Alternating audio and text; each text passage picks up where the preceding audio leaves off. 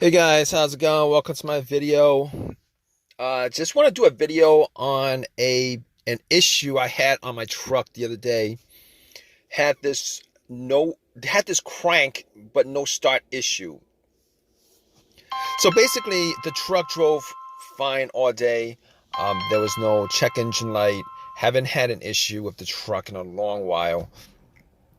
Well, relatively long while. I did get the alternator changed out, I would say about 6 months ago.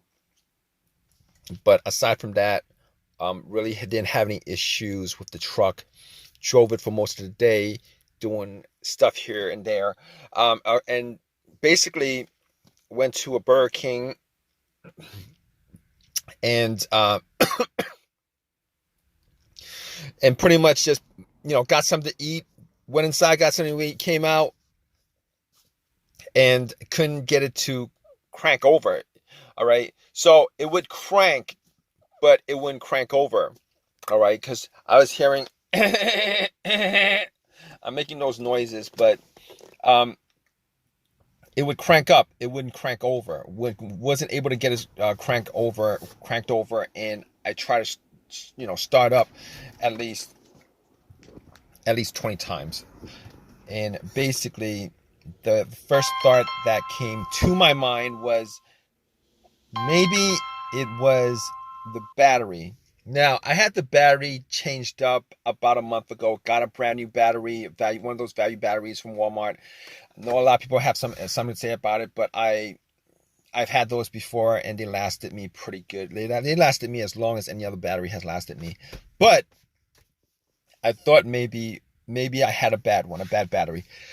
So, but here's the thing. The cranks were very, very strong. It wasn't like it was a weak crank. Now, if it was a weak crank, I would have known probably 100% it was some kind of battery issue, charging issue, etc., etc.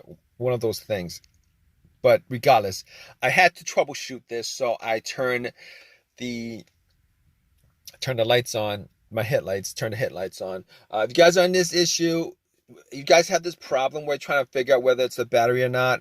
One of those things that you could do is you guys can turn the headlights on and see how bright they are. Now, it's not 100%. It's not one of those things that could give you 100% reading on your battery, on how good your battery is.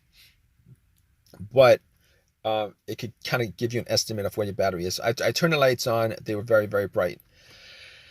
All right. So I was pretty sure it was in the battery. Popped the hood up, and I was looking around the battery area, just to see whether there was any kind of issues with the terminals being because last time I did the alternator, I didn't notice any kind of corrosion, anything like that. And I checked again, there wasn't any kind of corrosion. They're very, very tight. Now, I want to figure out 100% what that it's not the battery, because it's probably one of those easier things that you guys can deduce. If it is the battery, you guys could, I could go and get a battery, get a Uber, get a battery or whatever, and pop it in. So I have a booster, battery booster that I got from Walmart, and I put it on just to make sure, and sure enough, it cranked. And it cranked. It cranked like before. There was no difference. It cranked like before. There was no difference. So at that point, I ruled out the battery. Now, if you guys didn't know, what else to look for, and you guys are going down the list, okay, the alternator can be ruled out, because the alternator can be ruled out. All right, the car's got to start up first. Okay, the fact that it cranks means that the alternator was charging, that the battery had a good charge, etc., etc. Okay, the alternator can be ruled out, the battery can be ruled out. You guys should actually just rule out corrosion, the terminals being tight or loose. That's ruled out. And I'm looking at the negative line just to see whether there was any kind of corrosion on a negative line. because the negative line is the main ground wire that goes to the frame. All right, you want to just trace the negative terminal and then trace that line to the frame, because most of the time it's connected to the frame, either on the side where the side frame, to the side of the battery. Sometimes a lot of Nissans, it's under the car. Depends. I believe some Nissans are under the battery. Some Fords are under the battery, but it kind of depends on your car. All right, but with this truck, I traced it, and the ground wire looked good. All right, sometimes a bad ground, a weak ground can cause this kind of issue, but most of the time, if it is a weak ground that was causing this issue, you would actually hear a slow crank and not a strong crank. So if you guys are hearing a strong crank, chances are it's none of those things that I mentioned. Okay, so basically, at that point, I could rule out the starter too. Don't know if I mentioned that, but you could rule out the starter since the truck was cranking. It was, so you can rule out the starter completely because that's the starter cranking. All right, so basically, at that point, I'm left with a couple of things. It could be more than a couple of things, but when you're doing troubleshooting like this, you want to just go down the list of easiest to the most difficult. Fuses and relays would be the next. Because here's the thing about it. Okay, I'm when I cranked it up, when I was driving, there was no check engine light. All right.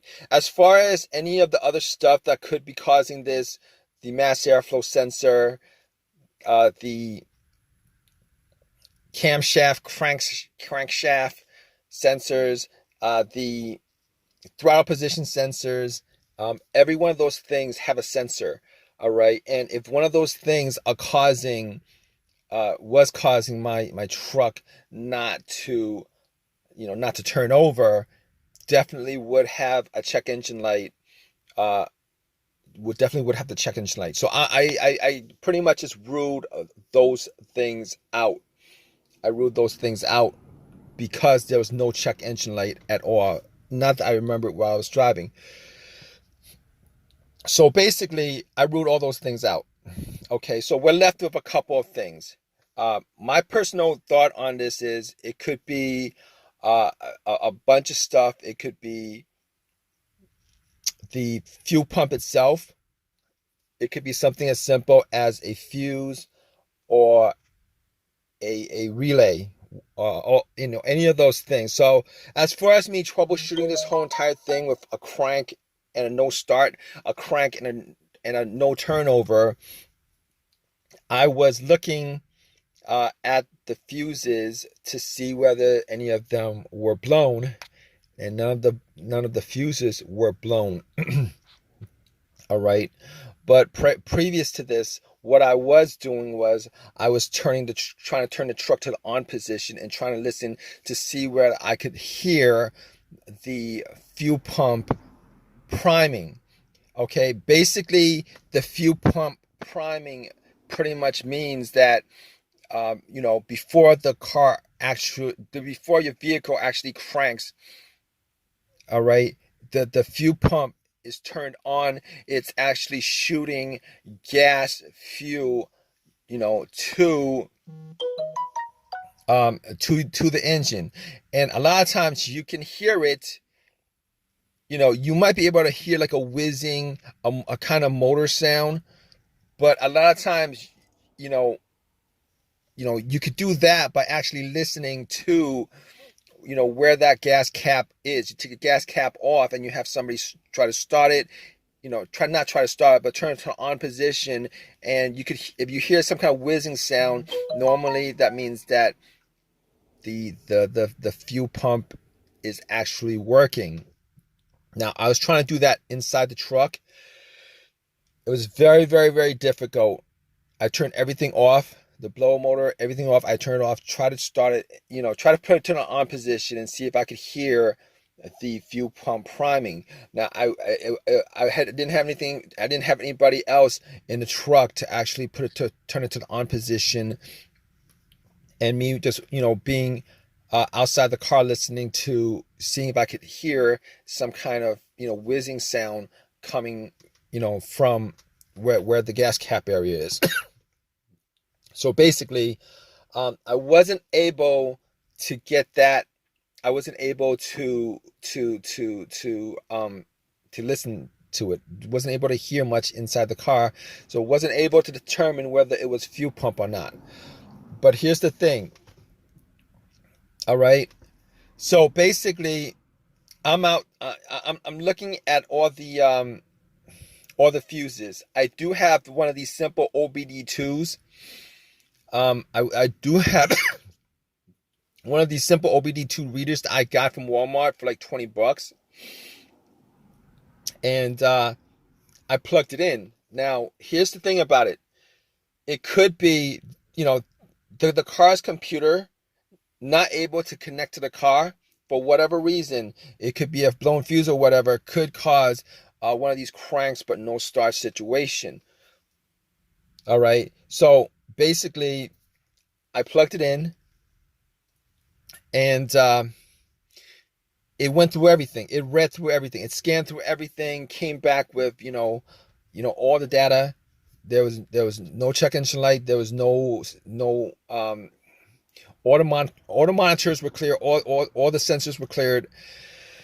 So I know for a fact at that point that it wasn't any of the other things that had a sensor in it, like the mass airflow sensor. I already mentioned this before. If you don't get a check engine light with this situation, if you don't get a code for any of those things, like the a check engine light or a code for a mass airflow sensor being out, a code for the camshaft, crankshaft, any of those things, you get no codes whatsoever in this scenario. Okay, there's a very, very high chance that it's none of those things. So you can actually just troubleshoot that out of the way. All right. So I was like, okay. OBD2 reads nothing. Unplugged it. I'm good with that. So basically, I got to the fuse. I got to the fuse box and pretty much found the relay for the fuel pump. All right. Now, what I did was I swapped one relay for another. All right. Found a similar relay with the same numbers on it. Popped it in. And guess what, guys? Bam. It actually cranked over. It cranked over. It ran. It ran good. All right. It ran with no problems. Ran like before. So what I do next? Obviously, if you guys are up to this point, it's been figured out that it's actually, I thought it was either the fuel pump or the relay, one of those things. All right, I was hoping it wasn't the fuel pump because that would be a bigger issue, bigger fix.